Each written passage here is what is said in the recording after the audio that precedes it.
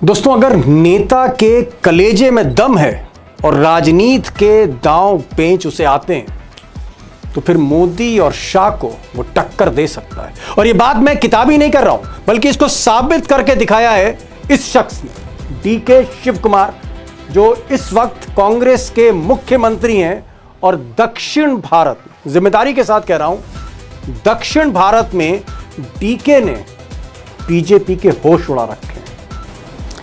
अभी 15 दिन पहले, सिर्फ 15 दिन पहले कर्नाटक के एमएलसी चुनाव में डीके शिव कुमार ने ऐसी बिसात बिछाई, ऐसा खेल खेला कि पहली बार, फर्स्ट टाइम मोदी के दौर में बीजेपी के विधायकों ने, बीजेपी के एमएलओ ने कांग्रेस को वोट दे दिया, क्रॉस वोटिंग कर दी और अमित शाह सारा खेल देखते रहे। और अब आज की ताजा खबर सुनिए। ताजा खबर ये, बड़ी खबर ये कि मोदी जी के एक नहीं, तीन cabinet minister, union minister DK Shiv Kumar के आगे गिड़गिड़ा रहे हैं। अब कारण जानकर तो आप चौंक ही जाएंगे, लेकिन सबसे पहले जरा मंत्रियों को मैं इंट्रोड्यूस करा दूं, नाम बता दूं। नंबर 1 HD कुमारस्वामी, मुख्यमंत्री रहे कर्नाटक के और भारी भरकम नेता हैं, मोदी जी के कैबिनेट मिनिस्टर हैं। कैबिनेट मिनिस्टर ही नहीं है, पूर्व प्रधानमंत्री देवेगौड़ा के बेटे हैं। एक समय में तूती बोलती थी, हालांकि आज भी पावरफुल हैं, मोदी का पूरा आश्रय है। नंबर 2 प्रहलाद जोशी, मोदी के सबसे खास कैबिनेट मिनिस्टर आज की तारीख में। अब number 3 Shobha Karandlaje, cabinet minister नहीं है, यूनियन मिनिस्टर हैं, स्टेट मिनिस्टर एग्रीकल्चर की हैं, मोदी जी की करीबी हैं, इसीलिए मंत्री हैं। अब ये तीनों मंत्री, मोदी जी के आंख और कान, ये तीनों मंत्री डीके शिव कुमार से बेहद परेशान हैं। इन्हें लगता है कि साहब डीके शिव कुमार ने जिस तरह से क्रॉस वोटिंग करा दी बीजेपी विधायकों से, उसी तरह ये अब बीजेपी को हराने का, 2028 के इलेक्शन में हराने की बिसात फिर से बिछा रहे हैं और वोटर लिस्ट में खेल कर रहे हैं। यानी जो SIR की स्कीम है, जो मोदी जी और शाह साहब लाए ज्ञानेश बाबू के बदौलत, और जिसने बिहार में, बंगाल में बड़ा खेल किया, वही SIR की वोटर लिस्ट में बीजेपी के वोटरों के नाम कट रहे हैं, कांग्रेस के वोटरों के नाम जुड़ रहे हैं। यानी जो खेल अभी तक अमित शाह कर रहे थे, वो चाहे दिल्ली हो, बिहार हो, बंगाल हो, वही खेल डीके शिव कुमार कर्नाटक में कर रहे हैं। अब ये सारी बातें मैं नहीं कह रहा हूं कि कैमरे पर नेता बोल रहे हैं, बीजेपी के मंत्री बोल रहे हैं। अब जरा शोभा जी को सुन लीजिए, मोदी जी की करीबी मंत्री हैं, केंद्रीय कृषि राज्य मंत्री हैं। ये कह रही हैं कैमरे पर, हिंदी भी बोल लेती हैं, कि साहब बिहार में कितना अच्छा काम हुआ SIR में, पश्चिम बंगाल में कितना अच्छा काम हुआ, परिणाम भी आए, कितने अच्छे परिणाम आए बंगाल में जब वोटर लिस्ट रिवाइज करी गई। लेकिन साहब यहां तो उल्टा खेल हो रहा है, कर्नाटक में तो उल्टी गंगा बह रही है। सुनिए जरा शोभा जी को। कर्नाटक में 30 तारीख को SIR शुरू हो गई। हम सब सोच रहे थे बिहार जैसे, वेस्ट बंगाल जैसे हमारे राज्य में भी होगा, मगर पहली बार बेंगलुरु का और राज्य का अलग अलग मस्जिद में मिलके शादी महल में 300, 400, 500 लोगों को एक साथ बुला के स्पेशल इंटेंसिव रिव्यू कर रहे हैं। अब शोभा जी आगे कह रही हैं कि साहब इतने अच्छे परिणाम आए थे बंगाल में, बिहार में, और SIR ने कमाल कर दिया था। लेकिन ये जो SIR है, ये SIR तो साहब कर्नाटक में फेल हो रही है। यानी ज्ञानेश बाबू की स्कीम, वो भी कर्नाटक में फेल हो रही है। सुन लीजिए शोभा जी को, आगे सुन लीजिए। मैं कल चुनाव आयोग को पत्र लिखी हूँ, पूरे देश में अच्छा चलाया आप, चुनाव आयोग ने SIR को अच्छा ही चलाया, उसका परिणाम भी अच्छा आया, मगर पहली बार कर्नाटक में ये SIR को फेल करने का, कर्नाटक को फेल करने का काम हो रही है। अब कुमारस्वामी साहब, HD कुमारस्वामी साहब देवेगौड़ा के पुत्र, मोदी जी के बड़े खास मंत्री, कैबिनेट मिनिस्टर हैं। अब इनकी दुविधा कुछ और है। इनको तो डर लग रहा है कि इनकी जो पार्टी है JDS, जो मोदी जी को समर्थन दे रही है, कहीं JDS ही ना तोड़ दे डीके शिव कुमार, पार्टी ही ना टूट जाए कुमारस्वामी की, देवेगौड़ा की। एक तो ये डर है, और दूसरा डर इनको लग रहा है कि साहब उनकी कंस्टिट्यूएंसी में, उनके इलाके में जहां JDS जीतती है, वहां पर ज्यादा ही हस्तक्षेप हो रहा है। तो ये तो कह रहे हैं, मोदी जी के मंत्री कह रहे हैं कि साहब पूरी ट्रांसपेरेंसी लाइए, गड़बड़ हो रही है वोटर लिस्ट में, डीके शिव कुमार करा रहे हैं, और इस एसआईआर स्कीम को रोका जाए, रोक दिया जाए। सोचिए आप, शाह साहब की scheme, master scheme, Gyanesh Kumar ने तहलका मचा दिया बिहार में, बंगाल में, कह रहे हैं साहब रोक दीजिए कर्नाटक में से। कौन कह रहा है? बीजेपी, विपक्ष नहीं बोल रहा, बीजेपी कह रही है। अब ये तीसरे साहब तो और भी ज़्यादा ताकतवर हैं, प्रहलाद जोशी जी। प्रहलाद जोशी जी मोदी जी के पुराने दोस्त भी हैं, परिचित भी हैं, लगातार मंत्री भी हैं, आज की तारीख में कैबिनेट मिनिस्टर हैं, मोदी जी इनकी सुनते हैं। और ये बात सही है कि दक्षिण भारत के सबसे ताकतवर बीजेपी नेता हैं आज की तारीख में, ये भी परेशान हैं।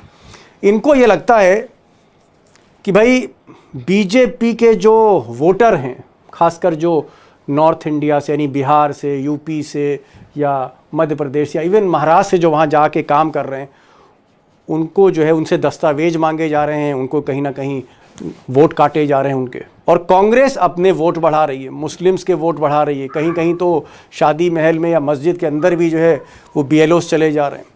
अब इनका ये कहना है कि साहब जो डीके शिव कुमार का जो स्टाफ है, यानी जो राज्य कर्मचारी हैं, बीएलओ, बूथ लेवल ऑफिसर, ये जो बीएलओज हैं या पूरी टीम है सरकार की, राज्य सरकार की, जो ये सारा काम करती है, ये डीके शिव कुमार के इशारे पर काम कर रही है। और प्रहलाद जोशी ने एक और बड़ी बात कह दी, चौंकाने वाली। उन्होंने कहा कि साहब इलेक्शन कमीशन, ज्ञानेश बाबू के लोग अगर नहीं रोक पाए इस धांधली को, डीके शिव कुमार को नहीं रोक पाए, तो साहब हम तो लीगल कोर्स लेंगे, हम तो फिर कानूनी कार्रवाई करेंगे। ये कहना है मोदी जी के मंत्री का। किसको लेकर? एसआईआर को लेकर, वोटर लिस्ट को लेकर, जिसका खेल अब तक बीजेपी करती आई। उधर डीके शिव कुमार का, इनका साफ कॉन्फिडेंस देखिए, विपक्ष के नेता हैं, कांग्रेस के मुख्यमंत्री, ये कह रहे हैं कि नहीं साहब पूरी ट्रांसपेरेंसी बरती जाएगी, बीजेपी वालों तुम घबराओ नहीं, ये जो एसआईआर की लिस्ट है हम पूरी ट्रांसपेरेंसी बरतेंगे, गड़बड़ नहीं होगी, आप चिंता ना करिए, आपके वोटर नहीं कटेंगे। ये कॉन्फिडेंस है डीके शिव कुमार का। अब सवाल ये है, बल्कि जो असली सवाल है वो ये है, वोटर लिस्ट की मैं बात नहीं कर रहा हूं, असली सवाल ये कि बीजेपी इतना घबराई क्यों है डीके शिव कुमार से? क्या उसको लगता है कि जिस तरह से बीजेपी के विधायकों ने क्रॉस वोट किया, कांग्रेस को वोट कर दिया पहली बार मोदी जी के राज में, ऐसा तो नहीं है कि आदमी बिसात बिछाता चला गया, कर्नाटक दोबारा जीत लेगा, जो अगला विधानसभा है वो जीत लेगा, और 2028 में अगर इसने कर्नाटक जीत लिया तो बीजेपी का रास्ता बंद हो जाएगा, दक्षिण भारत में सारे द्वार बंद हो जाएंगे। ये आदमी केरल में भी फंडिंग कर रहा है कांग्रेस की, और केरल में भी सरकार बन गई। ये आदमी रेवंत रेड्डी की भी मदद कर रहा था, इसने तेलंगाना में भी सरकार बना दी कांग्रेस की। ऐसा तो नहीं है कि 2028 कर्नाटक जीतने के बाद ये आदमी दिल्ली चढ़ाई करेगा, राहुल गांधी के पीछे खड़ा हो जाएगा, उनका सारथी बन जाएगा, राहुल गांधी का शाह बन जाएगा और मोदी को बड़ा चैलेंज देगा। ये है असली डर डीके शिव कुमार को लेकर।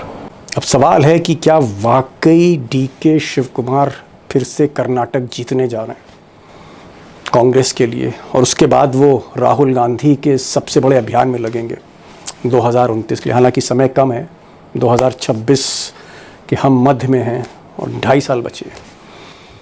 क्या करने जा रहे हैं डीके शिव कुमार, और क्या ये जो खिलाड़ी है सियासत का, ये वाकई दक्षिण भारत का चाणक्य जो इसे कहा जाता है? बहुत से ऐसे सवाल हैं जो मैंने उठाए हैं। मैंने आज फिर से राजशेखर राव को बुलाया, 1-1.5 महीने बेंगलोर में थे, आज हैदराबाद में। दक्षिण भारत की सियासत को समझते हैं, सारी चालें समझते हैं। सबसे बड़ा सौभाग्य हमारा कि हिंदी बोलते हैं, ठीक ठाक हिंदी बोलते हैं, तो उनको सुना जाए, राजशेखर राव साहब को सुना जाए। और हमारे साथ अभिषेक जी होंगे, स्टैटिस्टिक्स डाटा पूरे देश की सियासत की, थोड़ा उनसे भी बात करेंगे डीके को लेकर। भाई राव साहब, डीके शिव कुमार के पास ना इलेक्शन कमीशन मोदी जी का है, ईडी मोदी जी की है, अमित शाह की है, सीबीआई मोदी जी और अमित शाह की है, इनकम टैक्स भी उन्हीं का है, गुजरात लॉबी का है। डीके शिव कुमार के पास तो कुछ नहीं।